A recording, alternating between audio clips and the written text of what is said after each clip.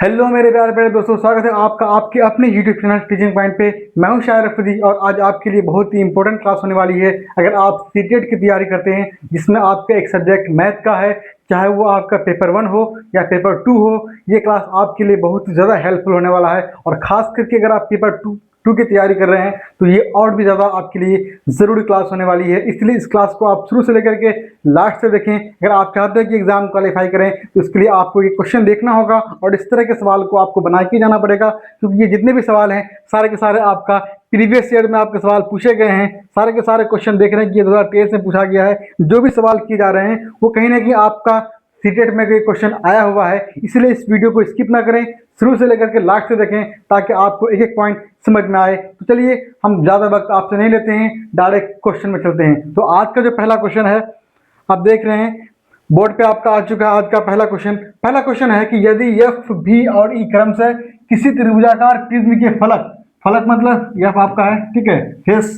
ठीक है, किनारा, शीर्ष मतलब वर्टेक्स बी हो जाएगा, सॉरी शीर्ष मतलब वर्टेक्स हो जाएगा और किनारा मतलब एज हो जाएगा की संख्या है, तो निम्न में से कौन सा कथन सत्य है। यानी कि आपको जो आपको ऑप्शन दिया हुआ है 4 ऑप्शन, इन चारों ऑप्शन में आपको देखना है कि कौन सा सही होगा कौन सा आपको गलत होगा। तो सबसे पहले आपको ये पता होना चाहिए कि एक त्रिभुजाकार पिरामिड में कितने फलक होते हैं, कितने शीर्ष होते हैं और कितने किनारे होते हैं। तो ये आपको अगर आपको याद है तो अच्छी बात है, अगर याद नहीं है तो कितना होगा चलिए हम लोग एक फिगर से देख लेते हैं। तो सबसे पहले हमें क्या करेंगे, एक प्रिज्म बनाएंगे त्रिभुजाकार, ठीक है।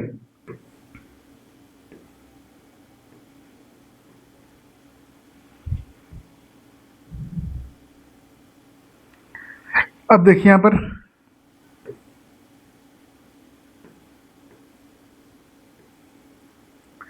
ये जो आपका हो गया एक त्रिभुजाकार पिरामिड हो गया। देखिए ये जो आपका होता है ये ऊपर में उठा हुआ नहीं है, मतलब एक आपके पास अगर बॉक्स है जिसमें से आपका 3 फेस है तो उसको आप जो है 3D को उस तरह से दर्शा सकते हैं। इसलिए हम बोर्ड में क्या कर रहे हैं कि ये भी देखिए, ये जो आप देख रहे हैं ये वाला भाग, ठीक है, और ये वाला भाग जो आप देख रहे हैं ये उस जो आपका पिरामिड है उसका ऊपरी भाग है और निचला भाग है, ठीक है, समझ गए।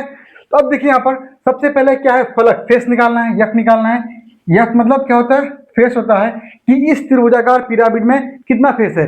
सबसे पहले आप देख लेते हैं, मान लीजिए एक कॉपी लेते हैं, आपको समझाने की कोशिश करते हैं ना। देखिए मान लीजिए आपके पास ये कॉपी है, ठीक है, इस तरह से आपका है, देखना आपको नजर आपको आ रहा होगा। अब इसमें से देखिए ये वाले भी सतह को हम क्या बंद कर देंगे, ठीक है, इसको भी हम क्या करते हैं बंद कर देंगे, ठीक है। तो कितना हो जाएगा, एक ये भाग हो जाएगा, एक आपका इधर वाला भाग हो जाएगा और अब एक आपका इधर वाला भाग हो जाएगा और एक जो है ऊपर वाला भाग हो जाएगा और एक आपका नीचे वाला भाग हो जाएगा। तो कुल इसी तरह की आपके यहाँ फिगर को दर्शाया गया है। तो कुल कितने हो जाएंगे, सतह 5 हो जाएंगे। कौन सा, एक तो आपका ये वाला हो जाएगा, आगे ये बंद करें कर दो, एक ये हो जाएगा, एक आपका इधर वाला भाग हो जाएगा और एक आपका इधर वाला भाग हो जाएगा, 3 हो गया, एक आपका नीचे एक आपका ऊपर, कितना होगा 5 हो जाएगा। यहाँ पे जो आपका एफ है यानी एफ जो है मतलब फेस है वो त्रिभुजाकार पिरामिड में 5 हो जाएगा। अब देखिए शीर्ष यानी किनारा, अरे यार शीर्ष किनारा, किनारा आपका अलग होता है, शीर्ष अलग होता है। शीर्ष मतलब क्या, वर्टेक्स, ठीक है। अब देखिए वर्टेक्स कितना होगा, अब यहाँ पे देखिए एक आपका किनारा है, किनारा समझते हैं ना, किनारा किसको बोलते हैं, ठीक है, और शीर्ष किसको बोलते हैं। अब हम शीर्ष की बात करें, वी की बात करें, तो अब देखिए एक आपका शीर्ष आपका ये हो जाएगा कोना, इसको आप क्या बोलते हैं अपनी भाषा में कॉर्नर बोलते हैं, ठीक है। एक आपका ये हो जाएगा, एक ये हो जाएगा, 2 हो जाएगा, एक आपका ये 3 कोना हो गया, एक ये हो जाएगा 4, एक ये 5, एक ये आपका 6 हो जाएगा। यानी कि वी जो है वो कितना हो जाएंगे, 6 हो जाएंगे, समझ गए। शीर्ष कितना हो जाएंगे, 6 हो जाएंगे। यानी कि आपके पास जो 3 फेस वाला जो डब्बा होगा, ठीक है, एक फेस, एक 2 फेस, एक ये ऐसे 3 फेस होगा, उसमें से कुल कितना किनारा होगा, 6 किनारा होगा ना, क्योंकि देखिए यहाँ किनारा आपको दिखाई पड़ रहा है 1 2 3 4 5 6। देखिए ये कोई यहाँ पे कोई किनारा नहीं है, ये जो आपका है ये आपका लाइन एक दूसरे क्रॉस भी नहीं करेगा, बस इस फिगर में दिखाने के लिए उस तरह किया गया है। तो कुल कितने वर्टेक्स हो जाएंगे, कुल कितने शीर्ष हो जाएंगे, 6 हो जाएंगे। अब बात करें किनारा का, तो किनारा किसको बोलते हैं, देखिए अब ये अगर बोर्ड आपका है ना तो बोर्ड का ऊपर वाला भाग को देख रहे हैं ना, ये वाला लाइन जो आप देख रहे हैं ये आपका किनारा है, ये जो आप देख रहे हैं ये किनारा है, ये जो आप बोर्ड में देख रहे हैं ये किनारा है। और जो दो किनारा, ठीक है, जहां पे मिलते हैं, 2 किनारा कहो या 3 किनारा कहो, जिस बिंदु पर मिलते हैं वो उसका शीर्ष कहलाता है। तो किनारा कितना होगा, देखिए यहाँ पर एक किनारा ये हो जाएगा, गिन लीजिए, 1 हो गया, एक ये 2 हो जाएगा, एक ये हो जाएगा 3 हो जाएगा, एक ये हो जाएगा 4 हो जाएगा, एक ये 5, एक ये 6, एक ये 7, एक ये 8 और एक 9 हो जाएगा।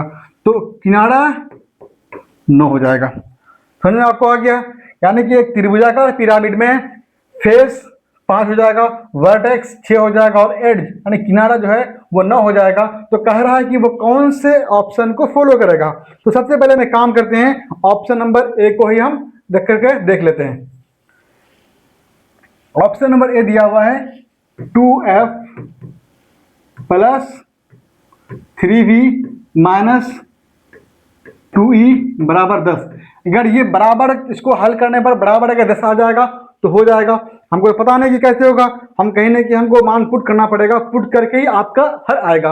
हम एक काम करते हैं, पुट करते हैं 2 इंटू एफ का मान 5 है प्लस 3 इंटू वी का मान 6 है माइनस 2 इंटू ई का मान 9 बराबर 10।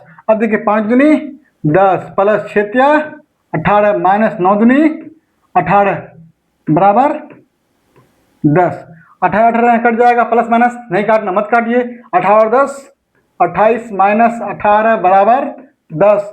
घटेगा कितना होगा? 28 से 18 गया 10 होगा बराबर आपका 10। हम देख रहे हैं कि दोनों आपस में इक्वल हो गया। अगर बराबर जो आ जाएगा वही आंसर होगा, इसलिए हम देख रहे हैं कि ऑप्शन नंबर ए ही बराबर हो गया, इसलिए ऑप्शन नंबर ए ही आपका आंसर हो जाएगा। अब बाकी आपको चेक करना कीजिए, नहीं करना मत कीजिए। हम तो ये कहेंगे कि चेक करने से भी कोई फायदा नहीं होने वाला है, क्योंकि जब इन तीनों का मान किसी भी ऑप्शन में रखेंगे बी सी डी में, तो वो आपका जो बराबर की स्क्वायर है उसके बराबर नहीं होगा, क्योंकि पहला ही ऑप्शन आपका बराबर हो गया। तो ऑब्वियसली है कि हमको बराबर खोजना था। जब पहला ही बराबर हो गया तो बाकी तीनों बराबर क्यों होगा? इसका मतलब बी भी नहीं होगा, सी भी नहीं होगा, डी भी नहीं होगा। आप चाहें तो रख के देख लें उस तरह से पुट करके, ठीक है, कभी भी नहीं आएगा। इसलिए ऑप्शन नंबर ए जो है वो आपका राइट आंसर हो जाएगा। समझ गए? कोई दिक्कत है ना? बस आपको पता होना चाहिए कि फेस जो आपका, देखिए इस बोर्ड को आप देख रहे हैं ना, ये बोर्ड जो आप दिख रहा है साइड से, ये इसका फेस है।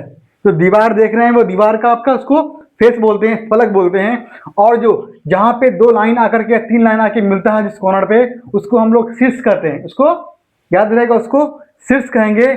उसके बाद जो आपका किनारा होता है, ये लाइन जो देख रहे हैं आप, ठीक है, ये लाइन जो देख रहे हैं, ये लाइन उसका किनारा होता है। ओके, समझ गए? चलिए अगला क्वेश्चन देखते हैं।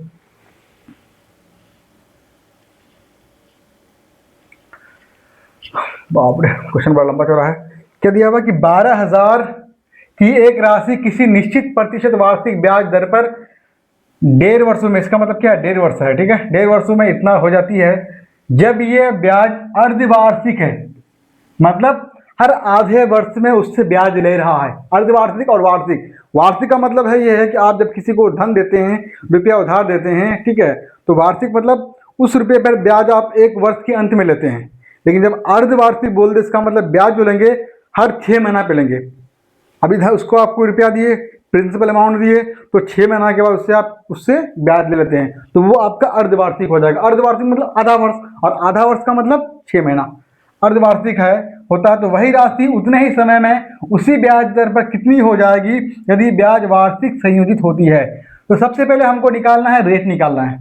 हमको पता है कि कितना प्रतिशत हम दे रहे हैं। हमको टाइम तो दिया हुआ है कि 1.5 वर्ष के लिए हम दे रहे हैं, ठीक है, लेकिन हम, मेरे पास जो है वो परसेंटेज नहीं है कि हम उसको जो हर 6 महीना पे उससे हम ब्याज ले रहे हैं। यानी कि इतना रुपया दे करके, 12,000 रुपया दे करके हम उससे 1.5 साल बाद 15,972 रुपया ले रहे हैं। तो वो 1.5 वर्ष के बाद, तो ये जो इतना रुपया उससे अधिक ले रहे हैं वो कितना परसेंटेज होगा, पहले हमको परसेंटेज निकालना होगा। तो चलिए हम पहले प्रतिशत निकालते हैं। देखिए इसको हम आप शॉर्ट में बना सकते हैं, कुछ का लेंथी फार्मूला होता है। जैसे मैं आपको बता दूं कि लेंथी फार्मूला क्या पढ़े आप लोग, पढ़े ना, कि जो अमाउंट होता है ए होता है वो principle into 1 plus r by 100 होता है, ऊपर में आपका टाइम होता है।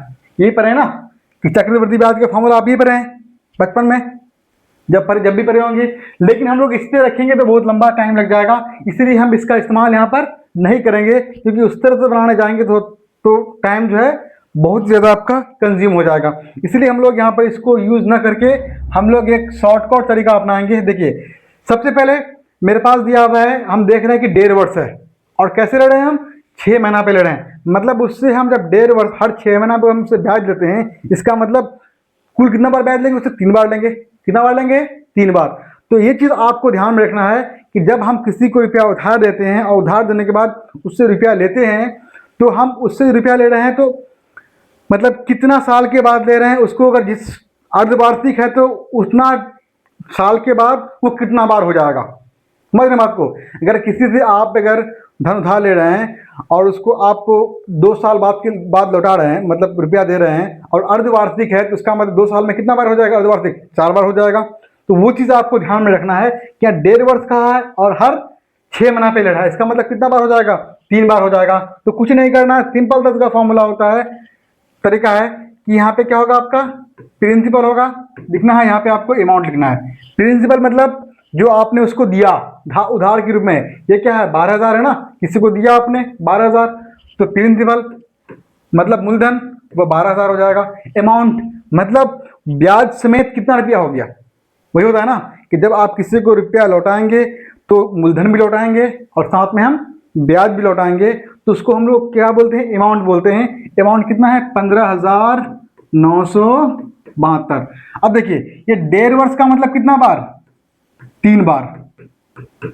3 बार उसको हम ब्याज दे रहे हैं। तो ध्यान में रखना है, जब भी इस तरह के सवाल को आप हल करेंगे तो आप इस फॉर्मेट में तोड़ेंगे कि जैसे क्या आपको कि उसके पावर 3 हो जाए। समझ रहे हैं ना कि मान लीजिए आपके पास एक संख्या 9 आ गया, ठीक है, अब वो 3 साल की बात कर रहा है, को तोड़ते उसको काटते काटते आप 9 तक लेके आ रहे हैं। 9 तो आप नहीं हो जाएगा ना, उसको आप नहीं ले सकते ना। मान लीजिए कि एक संख्या आपके पास कितना है? 8 है, तो 8 को आप लोग 2 के पावर क्यूब कर सकते हैं ना। अगर आपके पास 27 होगा तो 27 को आप 3 के पावर 3 कर सकते हैं। मतलब ये पावर जो है 3, जितना बार उसको आप ब्याज देंगे वो पावर उतना बार उसको वहां पे आना चाहिए। तो इसको हम काटते हैं, तो काटेंगे तो क्या होगा? 4 से दोनों कट जाएगा ना, तो काट के देखते हैं। 4 तिया 12, 4 से कट जाएगा ना, तो 4 से काटेंगे तो कितना होगा? 4 तिया 12, 3,000 हो जाएगा। उसके बाद कितने से कटेगा? ये भी आपका कट जाएगा ना 4 से, तो 4 दूनी 4 तिया 12, यहाँ कितना बचेगा आपका? यहाँ बचेगा आपका 3, यहाँ 3 और 9 39 हो जाएगा। तो कितना बचेगा 4 से? 9 तिया 9 चौक 36, यहाँ कितना होगा? 9 चौक 36 हो जाएगा। उसके बाद यहाँ कितना बचेगा आपका? 3 बचेगा, 3 में और 37 हो जाएगा, फिर 9 चौक 36 हो जाएगा। फिर यहाँ पे कितना? 4 तिया 1 बचेगा 12, 4 तिया यहाँ 3 में 12 हो जाएगा। फिर ये कट जाएगा, कितना से कटेगा? 1,000 क्या 3,000 हो जाएगा। फिर ये 3 से कट जाएगा, 3 एकम 3, 3 तिया 9, 3 तिया 9, 3 एकम 3। मतलब ये निकल के कितना आ गया? 1,000 अनुपात प्रिंसिपल आपका 1,000 आ गया, अमाउंट आपका 1331 आ गया। अब हम यहाँ पे क्यों रुक जाएंगे? क्योंकि हम देख रहे हैं कि 1331 जो है वो 11 का क्यूब होता है। हमको क्यूब चाहिए ना, क्योंकि ये कितने की बात कर रहा है? 3 बार की बात कर रहा है। 1.5 वर्ष मतलब 3 बार, और 1,000 भी जो होता है वो 10 का क्यूब होता है। मतलब 10 का ये क्यूब हो जाएगा और ये आपका 11 का क्यूब हो जाएगा। हो गया, क्यूब के रूप में आपका आ गया, ठीक है। यानी कि जो आपका अमाउंट था, अगर आप उसको 10 रुपया दे रहे हैं तो वो ब्याज के रूप में उसको कुल मिलाकर आप उसको 11 रुपया लौटा रहे हैं। इसका मतलब ये होता है ना कि अगर प्रिंसिपल आप उससे 10 रुपया ले रहे हैं, उसको आप कितना लौटा रहे हैं? 11। मतलब ये कि 10 का चीज जो है वो 11 रुपया हो रहा है, तो इसमें आपका इंटरेस्ट कितना लग रहा है? 1 रुपया। 10 से 11 हो रहा है, कितना लग रहा है? 1 रुपया हो रहा है। आपको परसेंटेज निकालना है ना यहाँ पे, यानी आप उसको यहाँ समझिए कि आप उससे 10 रुपया ले रहे हैं और उसको आप 11 रुपया लौटा रहे हैं। तो इसका मतलब कितना रुपया उसको आप ब्याज दे रहे हैं? 1 रुपया दे रहे हैं। कितना पे? याद है ना, कितना पे? 10 पे। और परसेंटेज निकालने के लिए आप 100 से मल्टीप्लाई करेंगे तो 0 0 कैंसिल, बराबर कितना हो जाएगा? 10% हो जाएगा। यानी कि इंटरेस्ट निकल करके कितना आ गया? 10%। समझ गए? अब देखिए यहाँ पर इतना सारा अगर आपको आएगा ये चीज़, इतना ज़्यादा ताम झाम करने की आपको जरूरत नहीं पड़ेगा, ठीक है। अगर ये तभी आएगा जब आप इस चीज़ को बार बार रिवाइज करेंगे, प्रैक्टिस करेंगे, तभी आप इसको शॉर्ट में बना सकते हैं। लेकिन मैं यहाँ जो एक एक स्टेप लिखा आपके लिए, ठीक है, आप ये मत कर देना कि क्वेश्चन को मैं लॉन्ग बना रहा हूँ। यहाँ पे एक एक स्टेप लिख रहा हूँ ताकि बात आपको समझ में आए। देखिए यहाँ 3 जो है ये बहुत आपके लिए इंपॉर्टेंट है, ये 3 जो आप देख रहे हैं ना ये आपके लिए बहुत ही ज़्यादा इंपॉर्टेंट है। यहाँ 3 ही तक लाना होगा, 3 लाना ही होगा, ठीक है। अगर नहीं आएगा तो फिर आप वहाँ तक नहीं पहुँच सकते हैं, तो आपको उसी हिसाब से तोड़ना है कि उस दोनों की पावर 3 आ जाए, ठीक। और उससे तो यानी कि उस तरह से आपका तोड़ेगा मतलब तोड़ा भी जाएगा ये, ठीक है। तो यानी कि 10 रुपया उससे आप दे रहे हैं, उसको आप 11 रुपये लौटा रहे हैं, तो कितना कितना अधिक लौटा रहे हैं, 1 रुपया। कितना पे? 10 रुपया पे। हमेशा जितना प्रॉफिट आपका लास्ट क्लास में आपको बताए थे, जितना आप प्रॉफिट होता है, अगर आपको प्रॉफिट परसेंटेज निकालना होता है, ठीक है, तो जितना आप प्रॉफिट कमा रहे हैं, प्रॉफिट ऊपर होता है, नीचे में सीपी होता है। सीपी मतलब कॉस्ट प्राइस, यानी कि जितना आप किसी से ले रहे हैं, जिसको आप करीमूल भी कर सकते हैं, लेकिन यहाँ पे इसका मतलब क्या होगा कि उससे आप 10 रुपया ले रहे हैं, तो 1 रुपया आपका उसको लाभ हो रहा है, लाभ दे रहे हैं, ठीक है, कितना में? 10 रुपया में। और परसेंटेज निकालने के लिए आप 100 से गुना करेंगे तो 1 0 कैंसिल हो जाएगा, टोटल कितना बचेगा? 10%। यानी कि जो अमाउंट वो आपको आप जो उससे 12,000 लिए, उसको 15,972 रुपया लौटाए, तो उसमें परसेंटेज कितना था? 10% था, ठीक। अब देखिए यहाँ पर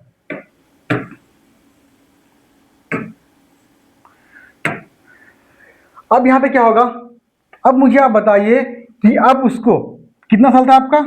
1.5 साल था। तो ये जो आपका 10% है ये प्रत्येक 6 महीना के लिए है। हम कितना के लिए निकाल रहे हैं? 6 महीना के लिए निकाल रहे हैं ना। ये पावर 3 बार है, मतलब 1.5 वर्ष 3 बार आएगा, तो इसका मतलब ये कितना बार के लिए आपका है? वो 6 महीना के लिए है। तो उसको अब क्या कर रहे हैं यहाँ पर कि आपको वार्षिक देना है, उसी धनराशि पर क्या करा है, उतने ही समय में उसी ब्याज दर से कितनी हो जाएगी जब ब्याज वार्षिक संयोजित होगा। यानी कि उसको आप अर्धवार्षिक नहीं दे रहे हैं, वार्षिक दे रहे हैं। तो ये जो 10% है वो 6 महीना का है। अगर वार्षिक निकालेंगे तो कितना हो जाएगा? 20% होगा ना। अगर 6 महीना के लिए 10% तो 12 महीना के लिए कितना हो जाएगा? 20% हो जाएगा। अब मुझे बताइए अमाउंट कितना है? 12,000 है, ठीक है।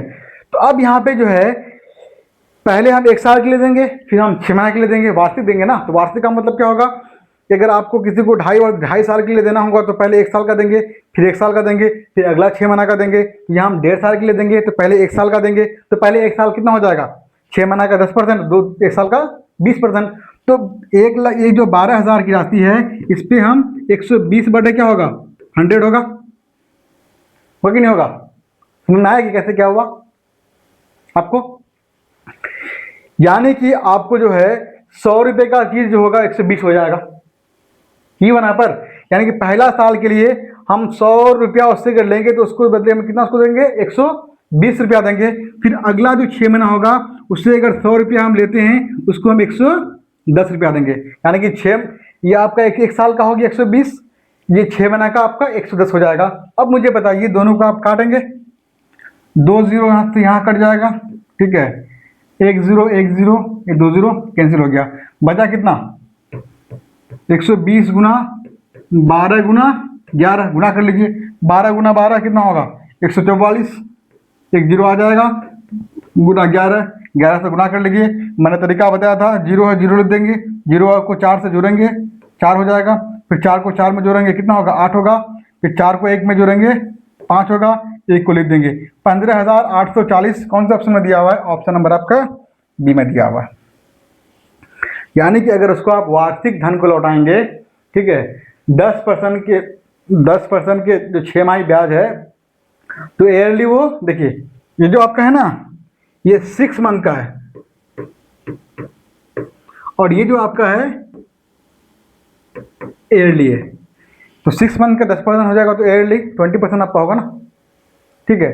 तो 12,000 की राशि उससे ले रहे हैं, तो 1 साल के बाद उसको लौटाएंगे अगर तो 120 बाटे आपका 100 हो जाएगा। फिर अगला जो 6 महीने के लिए लौटाएंगे, 6 महीने के लिए कितना होगा? 10% होगा, तो 110/100 हो जाएगा, ठीक है। इसको काट कूटने पर कितना आ गया? 15,840, जो ऑप्शन नंबर आपका बी में दिया हुआ है। समझ गए? आप चाहें तो यहाँ से भी इसको आप हल कर सकते हैं, ठीक है। यहाँ से भी आप रेट का मान निकाल सकते हैं। अगर इसको भी हल करेंगे ना, अमाउंट की जगह 15,972 करेंगे, प्रिंसिपल की जगह 12,000 करेंगे, ठीक है, और टाइम की जगह कितना है? 3 हो जाएगा ना। टाइम की जगह 3 करेंगे तो यहाँ से भी आपका रेट जो है आर निकल करके आ जाएगा, जो 10% ही होगा। राइट, आगे बढ़े।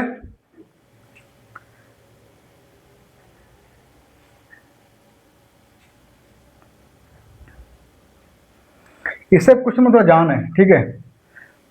और इस तरह क्वेश्चन को आप छोड़ नहीं सकते, इग्नोर नहीं कर सकते हैं, ठीक है। अब मैं चाहूँ तो जो आसान क्वेश्चन है उसको बना के निकल जाओ, लेकिन फायदा तो कुछ होगा नहीं, क्योंकि इस तरह के सवाल आपके एग्जाम में आते हैं। देख रहे हैं 2023 में सवाल पूछा गया पेपर 2 में, लेकिन कैसे इस तरह के सवाल को आप छोड़ दीजिएगा। सॉरी, चलिए देखिए अगला क्वेश्चन दिया हुआ है। विमाएं 40 सेंटीमीटर, 36 सेंटीमीटर और 1 सेंटीमीटर वाले एक ठोस घनाभ के पृष्ठ को 20 रुपया प्रति 100 सेंटीमीटर स्क्वायर की दर से पेंट करने की लागत 1310। देखिए ये जो आपका ना कितना है रुपया 1032 रुपया है, ठीक है, कितना रुपया है। तो x का मान निकालना है। सबसे पहली बात क्या बोलिए, पेंट करने के लिए 20 रुपया प्रति 100 सेंटीमीटर स्क्वायर, यानी कि 100 सेंटीमीटर स्क्वायर को अगर वो पेंट करता है तो उसके बदले में उसको वो 20 रुपया देता है। अब देखिए, और कुल जो रुपया उसको दे रहा है 1032 रुपया दे रहा है पेंट करने के लिए। तो सबसे पहले हमको एरिया निकालना है, क्योंकि जब हमको पता है कि किसी आदमी को 1032 रुपया दे रहे हैं पूरा घर को पेंट करने के लिए, पूरा दीवार को पेंट करने के लिए, और 100 सेंटीमीटर स्क्वायर पे मेरा रेट तय हुआ है वो कितना 20 रुपया, ठीक है। तो पहले वहां से हम एरिया निकाल लेंगे। एरिया कैसे निकलेगा, आप उसको कितना रुपया दे रहे हैं 1032 रुपया दे रहे हैं, और 100 सेंटीमीटर स्क्वायर पे उसको कितना रुपया दे रहे हैं 20 रुपया दे रहे हैं। यहां से आपका एरिया क्या निकल के आ जाएगा,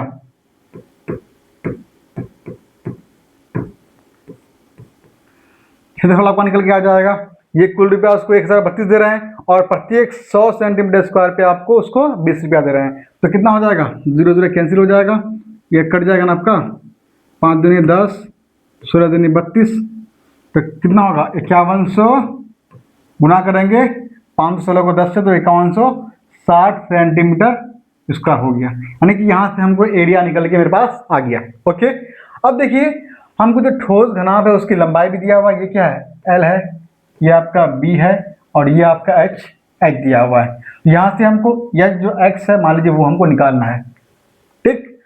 अब देखिए घनाभ का क्षेत्रफल कितना होता है,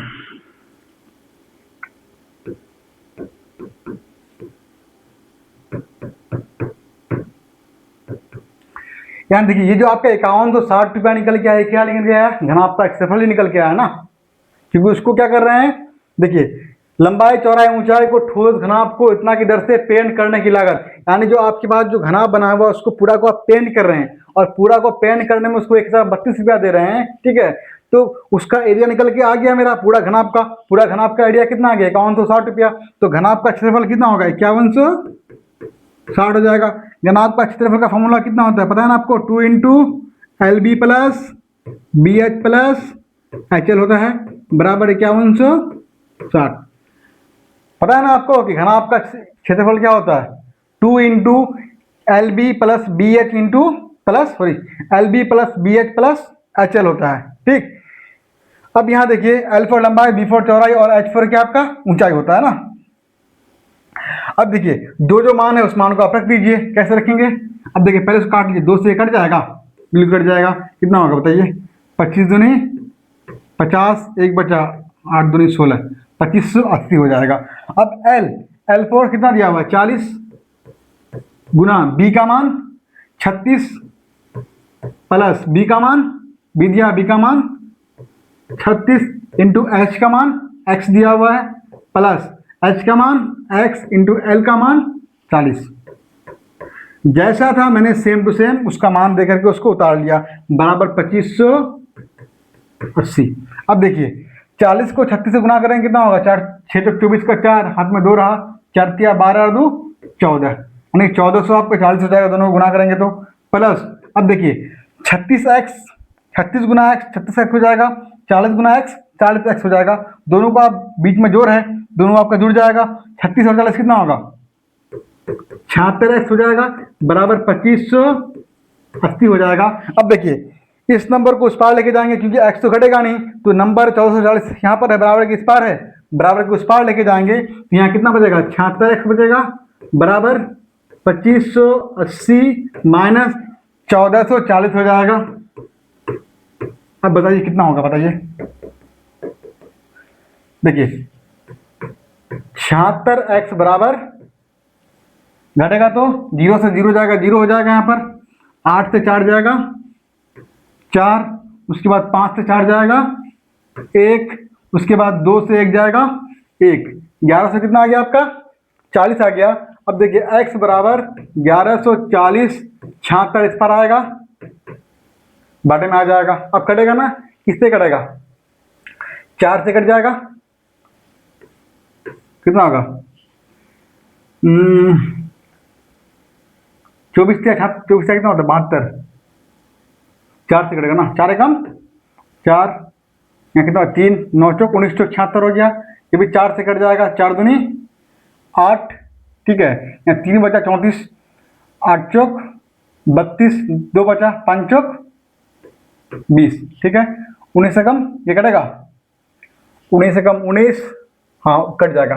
देखिए 19 से कम 19, यहाँ कितना हो जाएगा 9 और 5 कितना 95, 19 5 95, तो यहाँ से x का मान जो निकल के आ गया वो 15 निकल के आ गया। तो हमको निकालना क्या था, x का ही मान था जो ऑप्शन नंबर आपका ए में दिया हुआ है। समझ गए, कोई दिक्कत। देखिए ये जो है आपको घनाभ का क्षेत्रफल आपको पता होना चाहिए कि क्या होता है, 2 इंटू लंबाई LB plus BH plus HL, यानी कि 2 गुना लंबाई गुना चौड़ाई प्लस चौड़ाई गुना ऊंचाई प्लस ऊंचाई गुना लंबाई होता है, ठीक है। और इसका मान हमको दिया आज निकल के कितना आया था 5160। ये कैसे आया था, क्योंकि हमको पूरा जितना खर्च हुआ वो हमको दिया हुआ है और प्रत्येक 100 सेंटीमीटर स्क्वायर पर हमको खर्च कितना हो रहा है 20 रुपया हो रहा है। यहाँ से निकल के कितना आ गया आपका 5100, यानी कि 1032 गुना प्रत्येक 100 पे हम 20 रुपया दे रहे हैं, तो कुल निकले कितना आ गया 5160 सेंटीमीटर स्क्वायर आ गया। तो बाकी मान हमने रख दिया, रखने पर हम कहाँ पर x का मान निकल के आ गया। तो घनाभ का क्षेत्रफल आपका ये होता है। तो घनाभ का आयतन कितना होगा पता है आपको, ये भी नोट कर लीजिएगा, क्या होगा लंबाई गुना चौड़ाई गुना ऊंचाई होता है घनाभ का, ठीक। घनाभ का आयतन लंबाई गुना चौड़ाई गुना ऊंचाई, ठीक है। देखिए शॉर्ट में इससे अधिक और शॉर्ट क्या हो सकता है बताइए, इससे अधिक शॉर्ट ये होगा कि आप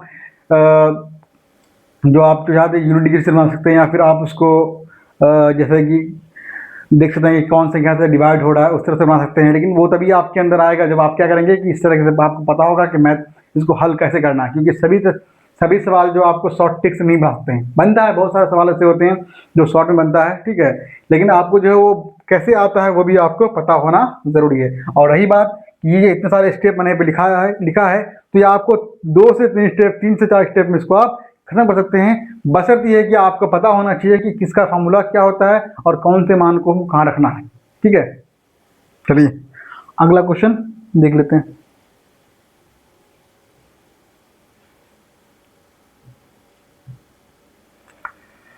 अगला क्वेश्चन है किसी आयत का क्षेत्रफल जिनकी भुजाएं इतना और इतना दिया हुआ है एक वृत्त के क्षेत्रफल के बराबर है। अब देखा रहा है कि जो आयत का क्षेत्रफल जो होगा वो एक वृत्त के क्षेत्रफल के बराबर है। मतलब आयत का क्षेत्रफल दिया हुआ क्या हमको, आयत का, बाकी क्वेश्चन बातें करेंगे नहीं, पहले दिया हुआ क्या है कि आयत का जो क्षेत्रफल है वो वृत्त के क्षेत्रफल के बराबर दिया हुआ है। अब बताइए कि आयत का क्षेत्रफल क्या होता है, लंबाई गुना, पता ना आपको, मैं लिखता हूं लंबाई गुना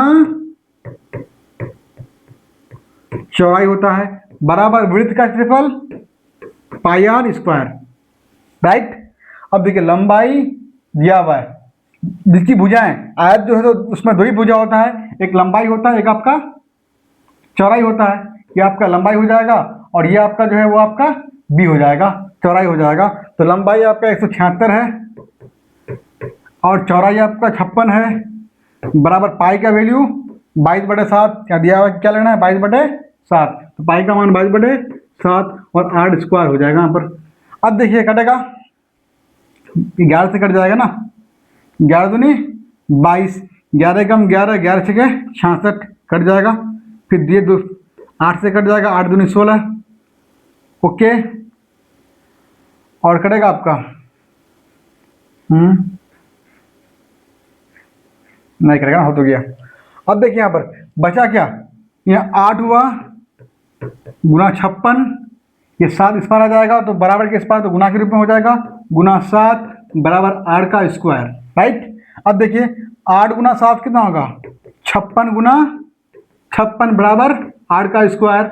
अब स्क्वायर को हटाएंगे तो इस पार रूट आएगा, तो रूट आएगा तो दो में से एक बाहर आ जाएगा, तो 8 का मान 56 आ जाएगा, होगा ना। देखिए 8 स्क्वायर का मान 56 गुना 56 है, स्क्वायर हटेगा इस पर रूट चलेगा, तो रूट के अंदर दो संख्या सेम है तो एक संख्या आपका बाहर आ जाएगा, तो आर का मान 56 निकल करके आपका आ गया। अब कह रहा है कि तो उसके बाद वृत्त की परिधि निकालना है, वृत्त की परिधि, तो वृत्त की परिधि होता है 2 पाई आर, वृत्त का क्षेत्रफल पाई आर स्क्वायर और वृत्त की परिधि 2 पाई आर, मान रख दीजिए 2 इंटू 22/7, आर का मान 56 कितना होगा, 8 7 है 56, 22 दूनी 44 गुना 8 करेंगे 8 चौक 32 का 2, हाथ में 3 रहा, 8 चौक 32 और 3 35, 352।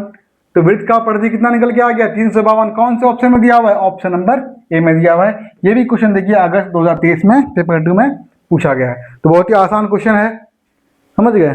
बस फॉर्मूला आपको पता होनी चाहिए और आपको जो कॉन्सेप्ट है वो आपको आपके अंदर जो है क्लियर होनी चाहिए। अगर कोई दोनों चीज ठीक है तो आप आसानी के साथ इस तरह के सवाल को बना सकते हैं। देखिए ये सवाल जो होता है बस फॉर्मूला बेस होता है कि आपको फॉर्मूला अगर पता है, कैलकुलेशन आपका बढ़िया है, तो आप इस तरह के सवाल को चुटकियों में हल कर सकते हैं, ठीक।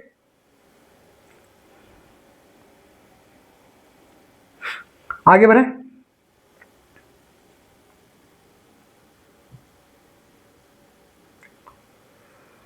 अब देखिए क्वेश्चन यहाँ पे दिया हुआ है, क्वेश्चन है ABCD एक सम चतुर्भुज है।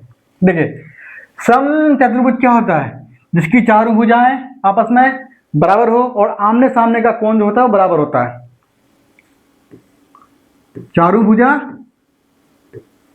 बराबर, यानी ये भुजा ये भुजा ये भुजा ये भुजा आपस में बराबर होगा और आमने सामने का कोण जो होता है वो बराबर होता है, ठीक है, याद रहेगा। आमने सामने का कोण बराबर और चारों भुजा आपस में बराबर होता है।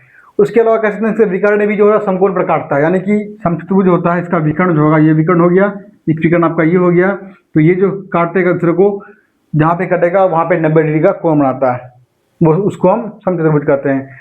दिया हुआ कि ABD 25 दिया हुआ है, क्या दिया हुआ है ABD। अब एक और बना लेते हैं, वो तो मैंने आपको समझा दिया उसमें। मान लीजिए A है, ये B है, ये C है, ये आपका D है। दिया हुआ कि ABD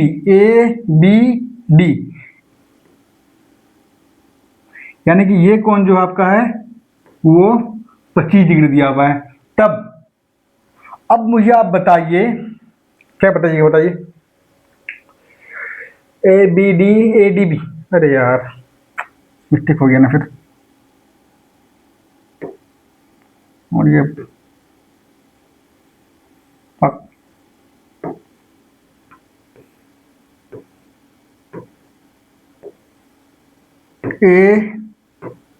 ABCD दिया हुआ ADB यानी कि ये एंगल जो है वो आपका 25 दिया हुआ है। अब आप मुझे बताइए, मैंने क्या बताया कि चारों भुजा बराबर, यानी कि ये भुजा बराबर, तो ऑब्वियसली कि ये भुजा बराबर होगा। तो आपको बता दें कि जब किसी त्रिभुज का दो भुजा आपस में बराबर हो तो उसका आधार का एंगल भी बराबर होता है। मतलब ये अगर 25 होगा तो ये भी आपका 25 ही होगा ना। जब ये 25 दोनों मिला के 50, तो ये एंगल कितना होगा, 130 होगा, क्योंकि त्रिभुज के तीनों कोणों का मान 180 होता है। समझ में आ रहा है आपको? क्या ये 25 दिया हुआ था आपका, तो ये 25 अगर होगा तो ये रेखा जो है इस रेखा के बराबर है। अब जानते हैं, हम बताएं भी आपको हैं कि जब किसी त्रिभुज की दो भुजाएं आपस में बराबर हो तो उसके आधार का कोण भी जो होता है बराबर होता है। आधार का कोण का मतलब क्या होगा कि देखो ये तो उसका शीर्ष हो गया ना, ये रेखा यहाँ पे आके मिला, ये भी आपका आके यहाँ मिला, ये इसका शीर्ष का कोण हो जाएगा, इसका आधार का कोण ये हो जाएगा, इसका भी आधार का कोण आपका ये हो जाएगा, तो ये कोण इस कोण के बराबर होगा। तो ये 25 तो ये भी आपका 25 हो जाएगा, ये 25 दोनों मिला के 50 और त्रिभुज का तीनों कोण मिला करके 180, तो ऑब्वियसली कि ये आपके 130 हो जाएगा। तब तो तीनों मिला के 180 आपका होगा, राइट। अब देखिए अगर ये 130 तो ये भी 130 हो जाएगा ना, होगा कि नहीं होगा बताइए आप?